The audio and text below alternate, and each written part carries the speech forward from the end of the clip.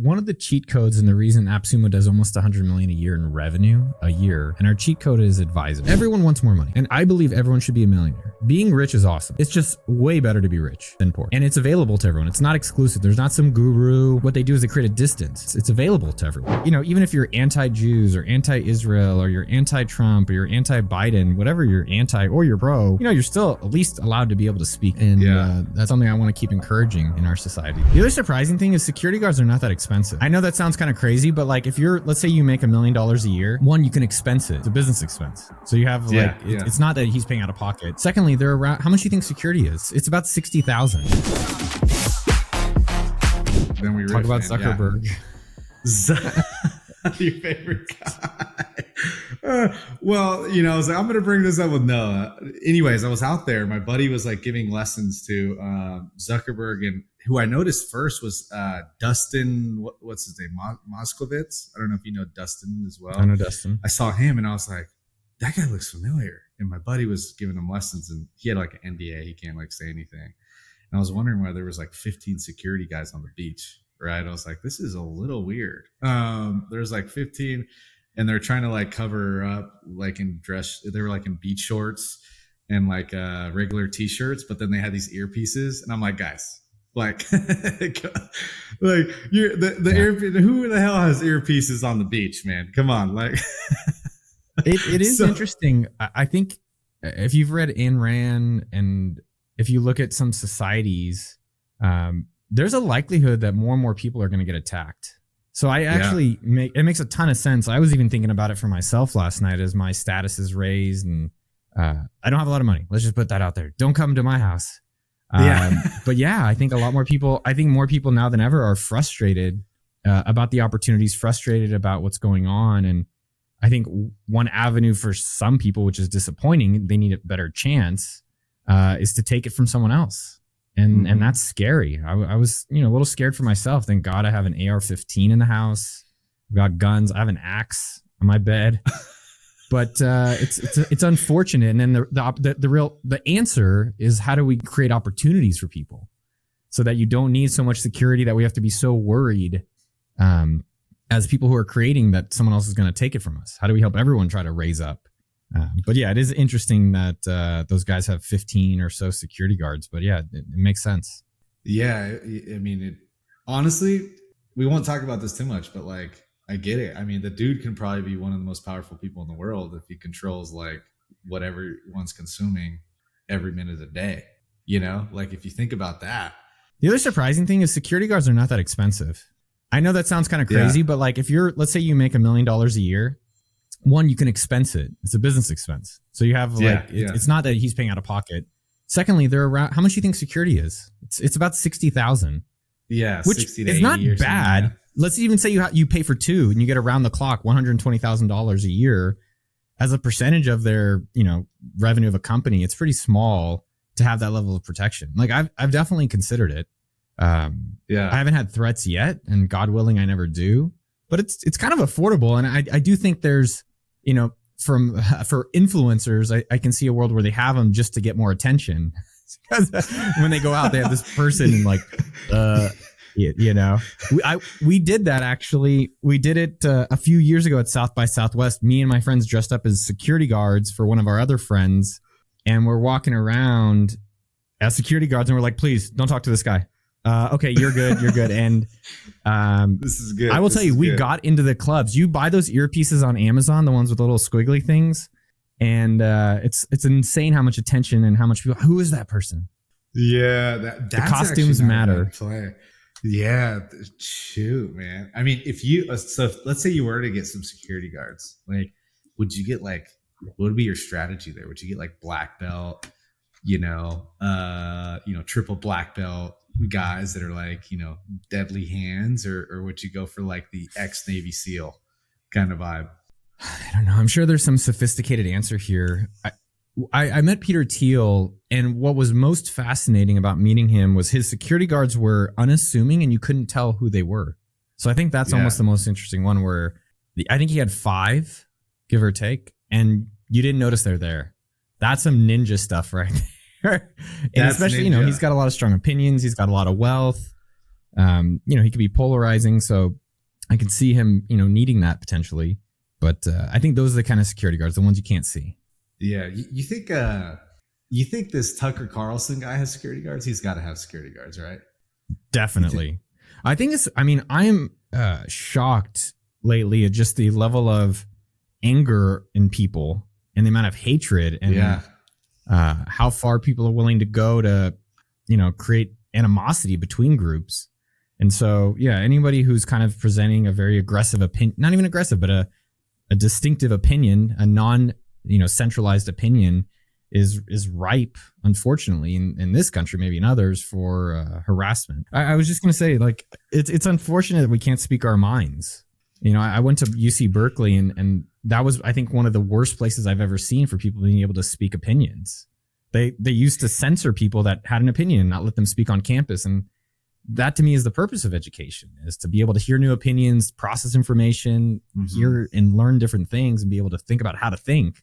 And just disappointing nowadays that, even if you're anti-Jews or anti-Israel or you're anti-Trump or you're anti-Biden, whatever you're anti or you're pro, you're still at least allowed to be able to speak it. And it's something I want to keep encouraging in our societies. Yeah, man, I'm worried. Like, I think people are going into like these universities and coming out dumber than when they went in. Like from a being able to think from yourself standpoint, because as you meant, like, I agree. I think what it should teach you is how to think for yourself, how to be the clear thinker, and then come in being able to recite a doctrine is kind of what I like. And of course, not everyone, but I've kind of like noticed this trend, and I'm like, man, like, why is that the case? And I think, I graduated college in 2013 or something like that. So 10 years ago. Right. And so, I don't know when this kind of started, but I felt like coming out of engineering school and think like, oh, let me hear the other side's opinion. Who's, everyone's got a different upbringing, a different mind, like they came from a different background. So in doing that, like, they're going to have this difference of opinion. And I think that, like, I just feel like a lot of that's been lost, man, of like, let me hear out the other side and know that, like, it might not be black or white, right? Yeah. There must be nuance. Have you ever chatted with someone? You ever chatted with someone and then you ask them, like, are you actually open to hearing a different opinion? Are you actually open to changing your mind? And the reality is that probably 99% the other person is not. And so we still want to be like, no, let me tell you more stuff. It's like, if they're not willing to open their mind, and that's okay, that's still okay, then just save your breath. But I think that's a powerful question. I've used, I don't know, decades now. Just like, hey, are you open to changing your mind? If not, okay, fine. Wow, and then you just stop. That's actually not a bad technique, man. That's a great question to ask someone. Like when you're trying to be, hey, are you open to like another opinion, or are you just gonna try and like take yours to the grave, die on that hill? Yeah, I mean, it's especially true at work, right? If you're working with your teammates or potential customers or partners or whatever it is, on the other side of that, as I'm working with people, what I actually look for, I want conviction. I want people who are like, I care about this so fucking much, more than you can believe. I'm like, well, I don't care about care about it that much, so tell me more. Because I'm looking for the person, not necessarily the loudest voice, but the most belief in what they're actually talking about. And then, at AppSumo, we have a phrase called farm for dissent. And it's just like, at least, and this happens at Amazon too, at least ask, hey, okay, why is this not a good idea? What could be wrong here? There's a lot more stuff around that, but that's kind of at least trying to be mindful of other opinions. Otherwise, I think most of us, we just always assume, I think most people assume they're right and then just go down that path. Yeah. Do you feel like that causes tension with people, even if you try to push it, and say like, hey, this is what we're about, here are the other side's opinion, all that, because we're in the workplace, that's what it's about. Do you think that ever causes tension between people? Well, I think tension's good. Yeah, I hope it causes tension. I think it's great when you have tension. Yeah. That's part of how you get better answers, better results. And the best people I've ever worked with or hired have always been the most challenging. Not challenging and let me be clear, not challenging in a disrespectful way, but challenging in why are we doing that way? And you're like, what do you mean? I'm the boss, right? And they're like, no, I don't care. Why are we doing that way? And you're like, oh, great. I love it. Tell me more. That's a powerful phrase. Tell me more. And so these people at Facebook, I remember there's people at AppSumo, and they're saying, how come we do this for 3 days, not one? Or how come we don't extend it? Or, for example, we were doing budgeting for December marketing spend. I think we were going to do 200,000. And one of the guys is like, well, we're doing $1 million in spend for November this month. And the guy was saying, well, why are we going down to 200? Why not? Can we do 500? Can we do another million? That's ROI positive in our marketing spend. And I tend to see that those people rise the most in organizations and in their careers and in life, because at least they're questioning things that are going on. Mm-hmm, mm-hmm. And do you think that's just like, do you think that's liked by the ultimate boss, which would be you, right? And like, that's something that you really like, so it helps them rise? Or do you think like you've empowered leadership to also help those people rise that kind of are the question seekers, right? Someone goes and does this at another company and gets fired. Yeah, Noah said I should challenge. What the fuck? No, yeah. It depends on the organizational culture. It depends on the organizational culture. You have to do it respectfully, but the bigger problem that happens, especially in entrepreneurship, or whether you're an employee or as we call them at AppSumo, teammates, is that we get used to the broken doors. And that's the problem in life and in your career. And what I mean by we get used to the broken doors is that we had a broken door at our office, and you walk in, we have 2 doors, and you try to pull the left one and it's broken. So you're like, oh, use the right one. And then after about 6 months, we just accepted that the right door is always broken. The right door is just always broken. And I remember thinking like, why the fuck are we just okay that this door's now broken? And that's how we're going to accept things. And I think that that's a very powerful thing to be thinking about in your personal life, but even more importantly in your career, and especially as an entrepreneur, and how something is broken and we just start accepting it over time. And I believe success is when you're like, we're doing this. This is not working. Let's fix that fucking door. Let's change something about it. And I think the more that we can at least take steps back or get other people with new opinions or get people with fresh eyes, advisors potentially, whatever that is, helps you see where the doors are broken and then start adjusting them and fixing them. From a personal standpoint, right? Like outside of work, how do you self-manage that? Like your broken doors. We all have a broken door at some point, right? I want to get more fit, or I'm okay eating shitty food, or I'm okay doing that. Like what are how do you self-diagnose that? I guess I would say for that. I'm curious. I believe most people know their answers. The problem is that the answer is hard. Everyone knows their answer. Like if you're fat, or if you're poor, or if you don't feel you have integrity, or if you don't like things, 99% of us know the answer. And the best answer is just hard. And that's what we're not willing to accept. And so then the question becomes, how do we accept that answer? And how do we embrace that to make that change? And so what I believe is that you need to have the outcome outweigh the cost, and the excitement and the dream outweigh the pain. And so that's generally where I've led, like, oh man, it wouldn't be exciting to have this thing. And then, okay, I know where that is, so I can deal with a little bit today. So that's number one. And the second part of these broken doors in our lives, whether it's in your career, whether it's in your relationship, and knowing that is that what's the smallest, tiniest fucking thing I can do right now, not how. This is one of my mantras, now, not how. Right now to make a change towards that. And that is empowering, and that is self-confidence. And that's a lot of what people are lacking. They're lacking that belief in themselves that they can get to that destination that they kind of want. And that's a part of it. And then I would say ultimately, some of these broken doors, it's okay to accept. Like lately in the winter, I like drinking and eating. And what we do is that we guilt ourselves and say I should be having healthy, I should be healthier. I need my 6-pack here. It's like, no, I'm happy getting fucking fat and being moderately healthy until, while winter is coming.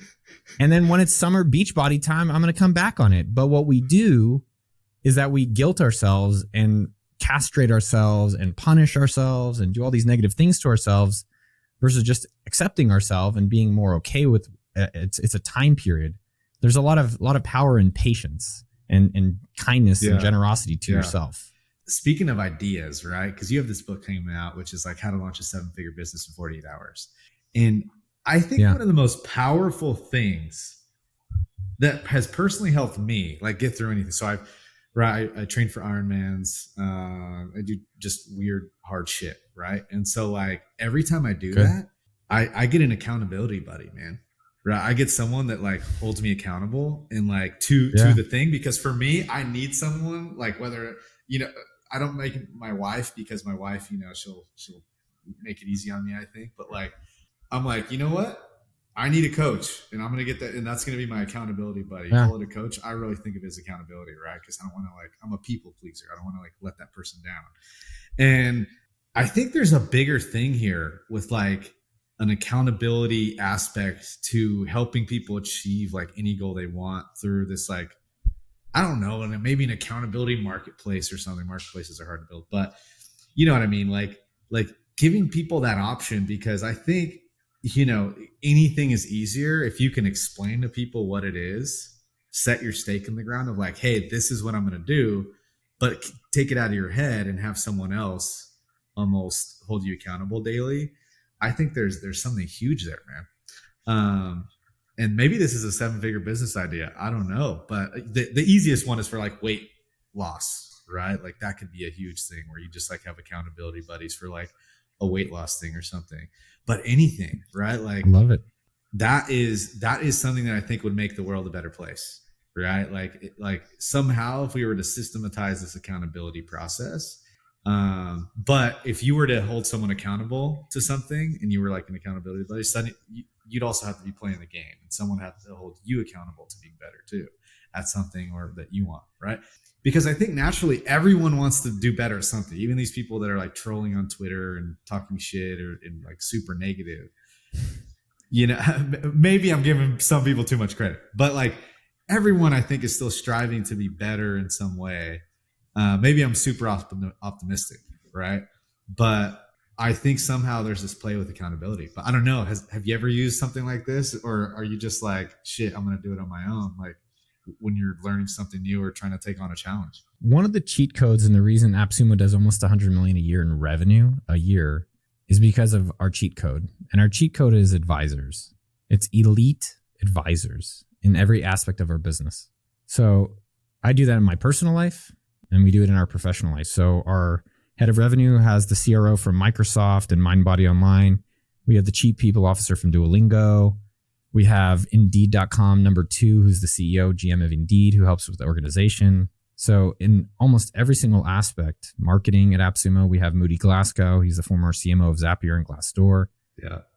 You could say I might be an advocate of advisors and accountability buddy. And specifically what's appealing about it is that these people, you basically are paying for their 10,000 hours, and you're paying a very cheap price. Even I pay people $1,000 an hour, no problem. Which I remember back in the day, maybe 5-10 years ago, I was like, $1,000 an hour, you are insane. You didn't go to college for this. You're not a doctor. And the reality though is that the value of what they can either hold you accountable on, or specifically the strategy and experience that they've put the time in, you can shortcut. And so I do that in my personal life just as well. Relationship coach, dating coach, chess coach, Hebrew coach. I'll do Spanish coaches. I have therapist is a separate one. I have business coaches. I have another CEO coach. You can actually apply this in a lot of aspects. And when you realize that, you're like, oh, wow, I can get a lot further ahead, a lot faster. And they can provide accountability, as you were mentioning, in different areas. Yeah. That's interesting that you have like these elite people that are advisors for kind of each of your leaders at your organization, right? And so you pay those advisors to get on the phone with your leaders and basically help them shortcut stuff, right? Well, shortcut in the good, basically learn from their mistakes and all that. Not like, no, I want to cheat. Yeah. I think there's good cheating and bad cheating. This is good cheating. Yeah. What's bad cheating to you then? What's bad cheating? Cheating is when you do things that question your integrity. Yeah. Yeah. Like I think cheating is actually a good thing. I think we're conditioned to not cheat, and you want to cheat. That's how you can win sometimes. But if you're cheating with low integrity or that's illegal, like cheating like this, taking soda from the fountain but you only paid for but you only got a water cup. I think that's cheating. You're taking something that's not yours. That's not good cheating. Yeah. That's almost stealing. But paying an advisor, that's stealing. Yeah. That's low integrity. High integrity, paying an advisor, that can help you shortcut all these things around marketing, which we've done with Moody, from our how we do our paid acquisition to how we're thinking about our strategy to how we're hiring. That is good cheating. Yeah. And so you have a book coming out, right? And you did a book before, which is like How I Lost 170 Money. Yeah, there it is. So what was your cheat code for releasing that? Because it's self-published, I believe, right? Yeah, I took them all offline. So those other books I've written are gone. And the reason that is that I think it's it's better to have just the thing you think is best for your audience. And what I believe is the best thing I've ever done in text and in instructing people for how I've been able to make money is this book. And so everything else is gone. And then I cheated and what I like to call is stacking the deck in creating this book to make it the number one book on the market, where when someone's like, hey, I want to start a business, what should I do? It's checking out $1 Million Weekend. And that was my inspiration for it 15 years ago. I was on a bike ride with my accountability coach for health named Adam Gilbert from mybodytutor.com. We're biking around New York and I was like, all these books fucking suck. There's not a book that if there's so much out there, why isn't there a book or something that if I can give to someone, they're like, I can get a business going. And it was through, years of doing it myself, research, putting this together. And I can share more if you're curious how I stack the deck to ensure that this is going to be the book to help people. Yeah. I want to hear it, dude. Because one day I'm going to want to do a book myself, right? And so what's the playbook? Like now I'm channeling that energy here, dude, and seeing how I'll stack the deck in the future. So yeah. Well, I in all aspects of a business, it's how do you improve your odds of success? There's a probability, and how do you get it closer and closer to 100%? And when there's 100%, generally there's no risk, which means there's no upside. And so, given the constraints of things, how do you do as much as possible to make sure what you're doing is going to be successful? And that's what the book does in saying, hey, with 48 hours, with no money, let's help you get a business going that can be 7 figures and beyond in 48 hours and change your life. And so stacking the deck with this book, it was hiring James Clear's proposal writer. It was, I don't know anyone else on the planet who's started as many companies that have done as well as I have publicly. Like, there's a lot of fiction writers, I call them, that are on YouTube, and fiction writers on Twitter. I've never seen their businesses. They didn't work for Zuckerberg. They didn't help build Mint.com. They didn't help start AppSumo. They didn't help start TidyCal and SendFox and Gambit and Kickflip and all these companies you can see. They're like, oh yeah. And so I've done it. And then in stacking the deck more and more, I hired Tal Roz. He wrote Never Eat Alone and Never Split the Difference, which are two of the best-selling business books in the past 15 years. So he wrote those. Then I hired, Ramit Sethi, one of my good friends, his agent. She's one of the best in the business, I would say, Lisa Demona. And so just in terms of stacking the deck, and then we, 1,000 people have beta tested the book. So every weekend we do 5 beta testers, and we've been doing this now for months. Every single chapter, every single word was beta tested, meaning that I had the ideal person who is going to be someone 20 to 45, give or take, that wants to get a business going. And so everything was tested. And this is stuff I've done in person for the past 10 years around the material. So it's definitely vetted in stacking the deck. Hired Charlie Hohen to help edit. He's Tucker Max, Ramit Sethi. You got everyone, Tim Ferriss's editor assistant. Yeah, I mean, there was nothing. I'm stacking the deck. So, what that means is that like all the cards are in my favor, ideally. And I can't control the outcome, but I'm going to put all my inputs into control. The thing that was surprising about the book is that if there's so many business books out there, how come there's not one that everyone goes to? Yeah. Why is that?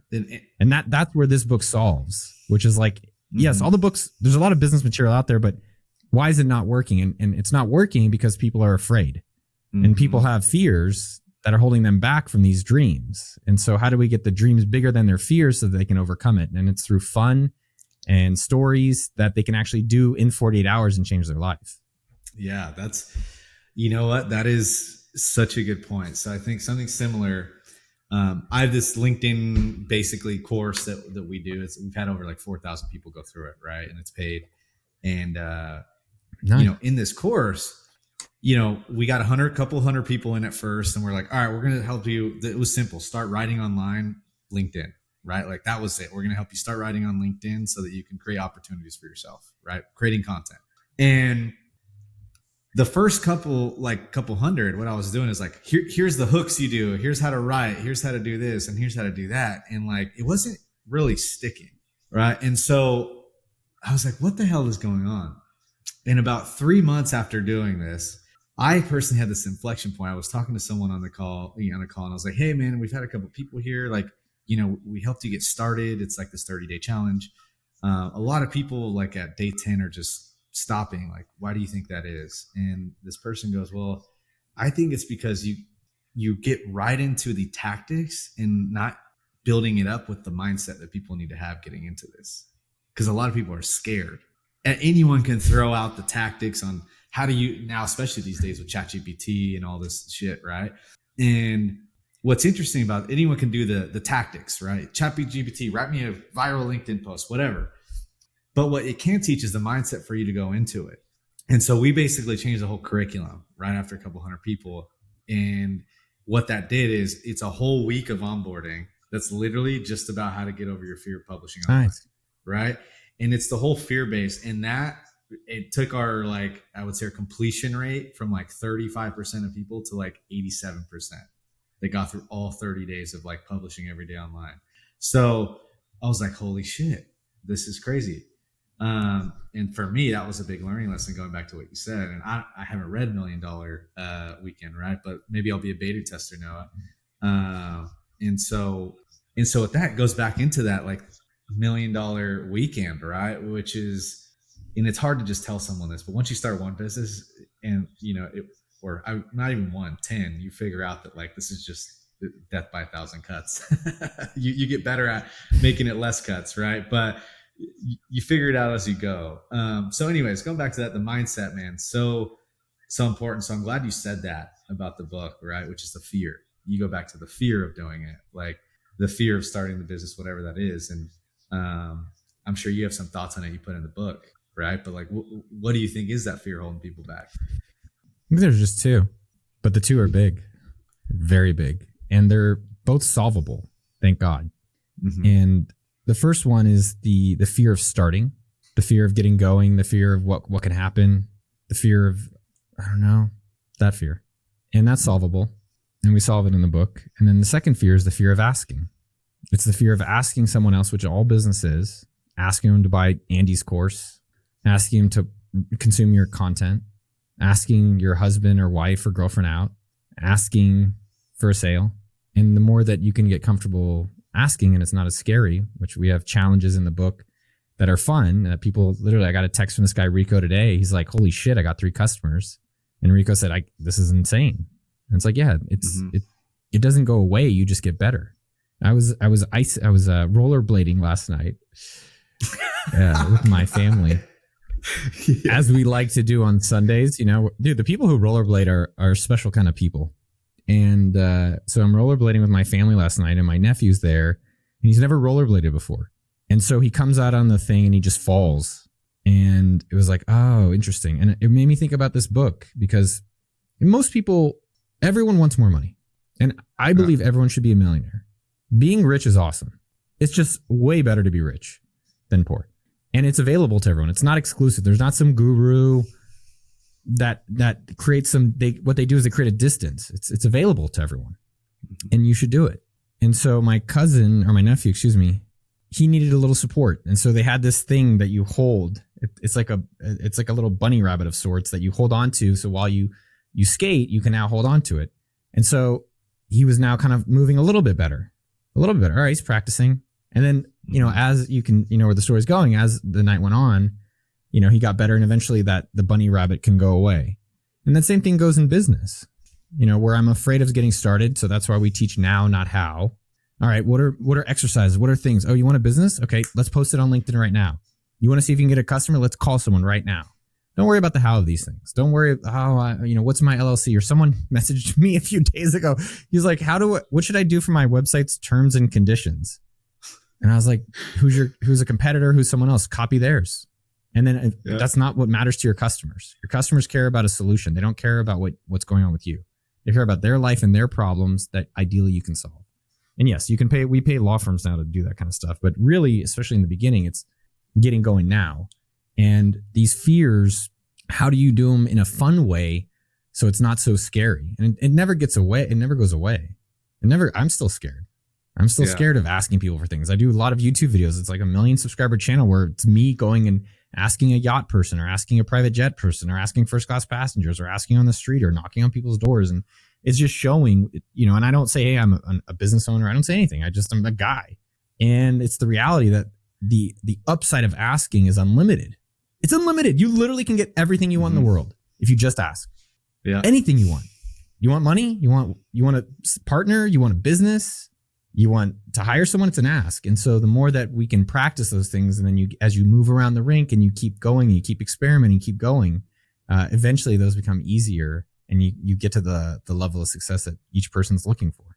Yeah, and that was one thing I was when I was doing some research here, is your YouTube channel, because everything is like, hey, I asked these people in first class on a plane how they got rich, right? I'm like, oh, that's so. Or you went to what's the neighborhood, Lake in Austin, the bougie neighborhood, Westlake Hills. You went and knocked on doors, and you were like, hey, how'd you get rich, right? And all that. And I feel like it's a muscle, man. I feel like this like asking for things, and you've obviously built up this muscle through doing it through this YouTube channel and stuff, but I also feel like it could be a muscle, right? It's like, who was it that said like start at Starbucks by asking if you can have your coffee for free or something? Was that you? That's a signature thing in the book. Yeah, the coffee challenge. That's one of the most things I'm famous for. Yeah, so that's you. Yeah, that's you. I even forgot that was you. So basically going to a coffee shop and asking for 10% off and just letting them reject you. Don't explain it. You can tell them Noah sent you if you need to say something. And the practice of that is the reality that once you get rejected, it's not so bad as you think. They're not saying you're bad. They're just saying they don't want to do this thing. You have ability and you can keep going. And the more that you can just get these reps in, and I still do it to this day. It doesn't go away. And so 2 days ago, I see someone with a jacket I liked. And I was like, do I have to do it? And I'm like, yes. I like the 3-second rule. Just don't give yourself more than 3 seconds to negotiate out. Just go do it now, right now. Yeah, just get going. Yeah. And I went up to the guy. I said, hey, where's your jacket from? I said, cool jacket. Complimented him. And he felt good. And I said, where'd you get it from? He's like, Urban Outfitters. And I was like, damn, dude, I'm 41. I don't know if I can buy from Urban Outfitters. But once you hit 40, they don't allow you in. Nice job. Yeah. Yeah, they kick you, ban you from that store. It's like, dude, now you have to go to, what is it? Eddie Bauer, some old person store. Point being, though, it's an ask. It's just an ask. And then you keep asking, like, I got earrings. They gave me that. Now I don't even have to ask. They know me now. They're like, oh, it's the discount guy. And it's not even about, and to be clear, it's never about the discount. It's never about getting the 10% off. It's about asking for something. A lot of people actually get it, but realizing when you get rejected, it's not so painful. And this is in a safe space. You're super safe. They don't care about you. And by doing it there, when you actually do it in business, which it's still safe and it can be fun, and you get rejected, you're like, oh, cool, let me learn something from this. And then you could take that learning, that feedback, and keep improving. Yeah. I did this once. It was like a concert or something. And it was just two of my buddies had me and my best friend had a ticket. And we had two buddies with us after dinner. And they were like, hey, maybe we should go to the front kiosk or whatever, we'll call and see if they have more tickets. I'm like, it's pretty much sold out, but I'll ask and I'll get us 2 tickets. They're like, how are you going to do that? I'm like, dude, we'll just ask. Right. And so, we get up to the front window, we grab our 2 tickets. I'm like, hey, my 2 buddies, basically they didn't buy a ticket. I'm going to be completely honest with you, but they really want to see the show with us. Can we get 2 tickets by chance? We'll pay you, a high price, whatever it's going to take. She's like, oh yeah, 1 second. Goes talk to her boss, come back, gives me 2 free tickets, Oh, wow. That's cool. Yeah. Yeah. And I was like, wow, that's the amazing, upside of right? asking, man. It's crazy, man. Yeah, I love it. It's crazy. Even at a concert, and my buddy's like, oh my God, you're such a good salesperson. I'm like, no, dude, I'm not a salesperson at all. I just asked the question. Which another one, I was at my wife and I, we went and my son, I was like, let's freaking go golfing. Let's go. I'm not a huge golfer, but I was like, yeah, there's no surf today. Let's go try golf. Right. And so we go and we're at the golf course, and who pulls up is Dave Ramsey. Dave Ramsey, financial guru, Dave Ramsey. Yeah. And I'm like, what? Yeah. I'm like, that's Dave Ramsey. My wife's like, oh, I love that guy. And so I was like, oh, I'm gonna go ask him if he can take a picture with us and Apollo, my son. And she's like, no, don't do it. Don't do it. Like hitting me, hitting me. Don't do it. Don't do it. I'm like, oh, screw it. I'll grab Apollo. He can't say no to a baby, So I go over, ask him. And freaking Dave's like, yeah, absolutely. In this Texas accent. I'm like, yeah, of course that's possible, And get a picture with Dave Ramsey, man. And, I was fanboying, of course, like, dude, this guy's awesome. Like he's like helped so many people with like finance stuff, like Ramit as well, your buddy, right? Yeah. But just man, like how's the saying goes? Closed mouths don't get fed. Yeah, I've always liked the squeaky wheel gets the grease. That's my mom. She's still asking for things all the time. I'm like, oy vey, mom. I got a hard What's the latest thing she's minute, asked for? Yeah, me too. What's the last thing she asked for? We were 2 days ago. We went and got coffee. She didn't like the way the coffee tastes, so she asked for a refund. It was hot chocolate, and she just was like, this, partially where I learned it from, same as from my father, and then just from practice. Just like, hey, I don't like the hot chocolate. Can I have my money back? And I think a lot of people would just accept it, and I admire her for some people it's uncomfortable, and for her it's like, no, it's what's right. And I do believe if you have a product like maybe your LinkedIn course, or for me this book, $1 Million Weekend, it's not an ask, it's not a sell, it's a belief, it's an education. Yeah. It's like, hey, if you have a problem that I truly believe I can help you with, I think it's my duty to say, hey, this I believe is going to help you. And to me, it's not as fearful as something good. And I think a lot of people look at sales and asking as a negative, and I really think it's an optimistic and a positive. It's like, hey man, this is great. Tell me your problem. Yeah, I can get you on that. I help you on that. And I think the more that we can look at it in that manner, the more that we can ask for more things and get more what we really want. Yeah. And I think Dharmesh said this, but like going back to what you said is like, you do AppSumo, so you do a lot of SaaS, right? You deal with that. And one thing that he said that always stuck with me is like, every SaaS these days, or a majority of them, are just a spreadsheet with an opinion. And I was like, oh, that's funny. That's good. That's good. Well, that's funny given his business is literally a spreadsheet. I mean, it's literally like, $5 billion spreadsheet. So clearly it's something. Yeah. So it's a pretty valuable spreadsheet. Yeah, man. Mr. Andy, I got to rock. Hey, enjoy the thanks surf. for jumping on.